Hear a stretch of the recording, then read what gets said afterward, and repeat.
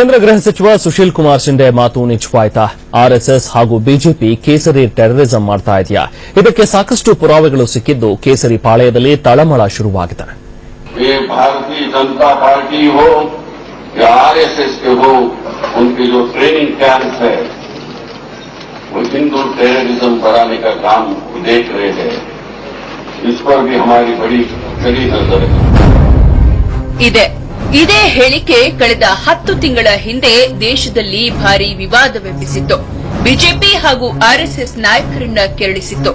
ಹೌದು, ಜನವರಿ 20, 2013ರಂದು ಜೈಪುರದ ಎಐಸಿಸಿ ಬೈಠಕ್ನಲ್ಲಿ ಮಾತನಾಡಿದ್ದ ಶಿಂದೆ, ಬಿಜೆಪಿ ಹಾಗೂ ಆರ್ಎಸ್ಎಸ್ ಕ್ಯಾಂಪ್ಗಳಲ್ಲಿ ಹಿಂದೂ ಟೆರರಿಸಂ ಟ್ರೈನಿಂಗ್ ಕೊಡಲಾಗ್ತಿದೆ ಅನ್ನೋ ವರದಿ ಬಂದಿದೆ ಅಂತ ತಿಳಿಸಿದ್ರು. ಅಲ್ಲದೆ ಇದರ ಬಗ್ಗೆ ರಾಷ್ಟ್ರೀಯ ತನಿಖಾ ದಳ ಹದ್ದಿನ ಕಣ್ಣಿಟ್ಟಿದೆ ಅಂತಾನೂ ತಿಳಿಸಿದ್ರು. ಆದರೆ ಈಗ ಈ ಆರೋಪಗಳಿಗೆ ಪುಷ್ಟಿ ದೊರೆತಿದೆ.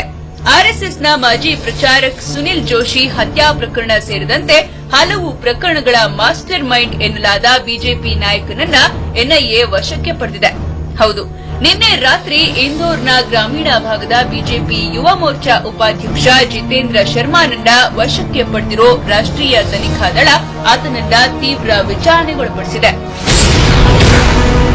ಸಂಜೋತಾ ಎಕ್ಸ್‌ಪ್ರೆಸ್ ಬ್ಲಾಸ್ಟ್ನಲ್ಲಿ ಜೋಶಿ ಕೈವಾಡ.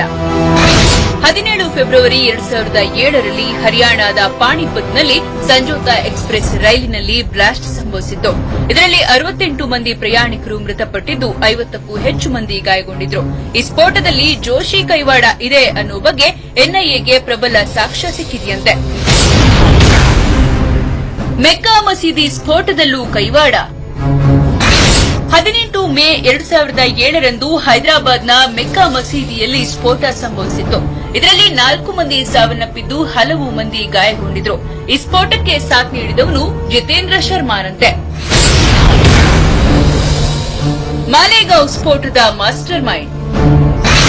29 ಸೆಪ್ಟೆಂಬರ್ 2008ರಲ್ಲಿ ಮಹಾರಾಷ್ಟ್ರದ ಮಾಲೇಗಾಂವ್ನಲ್ಲಿ ಸರಣಿ ಬಾಂಬ್ ಬ್ಲಾಸ್ಟ್ ನಡೆದಿತ್ತು. ಇದರಲ್ಲಿ 8 ಮಂದಿ ದುರ್ಮರಣಕ್ಕೀಡಾಗಿದ್ರು. ಇದರಲ್ಲೂ ಜಿತೇಂದ್ರ ಶರ್ಮಾ ಪ್ರಮುಖ ಪಾತ್ರ ವಹಿಸಿದಂತೆ. ಅಲ್ಲದೆ ಈ ಪ್ರಕರಣದಲ್ಲಿ ಸಾಧ್ವಿ ಪ್ರಜ್ಞಾ ಸಿಂಗ್ ವಿರುದ್ಧವೂ ಗಂಭೀರ ಆರೋಪ ಕೇಳಿಬಂದಿದ್ದು ಸದ್ಯ ಆಕೆ ಪೊಲೀಸರ ವಶದಲ್ಲಿದ್ದಾಳೆ. ಉಗ್ರ ಚಟುವಟಿಕೆಗಳಿಗೆ ಶಸ್ತ್ರಾಸ್ತ್ರ ಸರಬರಾಜು. ಸಿಕ್ಕಿಬಿದ್ದ ಹಿಂದೂ ಉಗ್ರರಿಗೆ ಕಾನೂನಿನ ನೆರವು.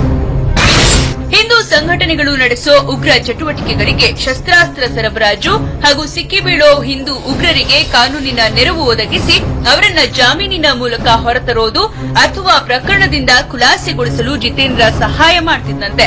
ಆದ್ರೆ ಇಷ್ಟು ವರ್ಷಗಳಿಂದ ಹಿಂದೂ ಉಗ್ರ ಚಟುವಟಿಕೆಗಳಲ್ಲಿ ಭಾಗಿಯಾಗಿದ್ರೂ ತಪ್ಪಿಸಿಕೊಂಡಿದ್ದ. ಅಲ್ಲದೆ ಈ ಹಿಂದೆ ಎನ್ಐಎ ಈತನನ್ನ ವಶಕ್ಕೆ ಪಡೆದು ವಿಚಾರಣೆ ನಡೆಸಿದ್ದಾದ್ರೂ ಆರೋಪ ಸಾಬೀತಾಗದ ಕಾರಣ ಖುಲಾಸೆಗೊಂಡಿದ್ದ. ಆದರೆ ಹಲವು ಸ್ಫೋಟಗಳಲ್ಲಿ ಸಿಕ್ಕಿಬಿದ್ದ ಆರೋಪಿಗಳು ಜಿತೇಂದ್ರನ ಹೆಸರನ್ನೇ ಸೂಚಿಸಿದ್ರು. ಈತನ ಬಂಧನಕ್ಕಾಗಿ ಎನ್ಐಎ ಹೊಂಚು ಹಾಕಿತ್ತು.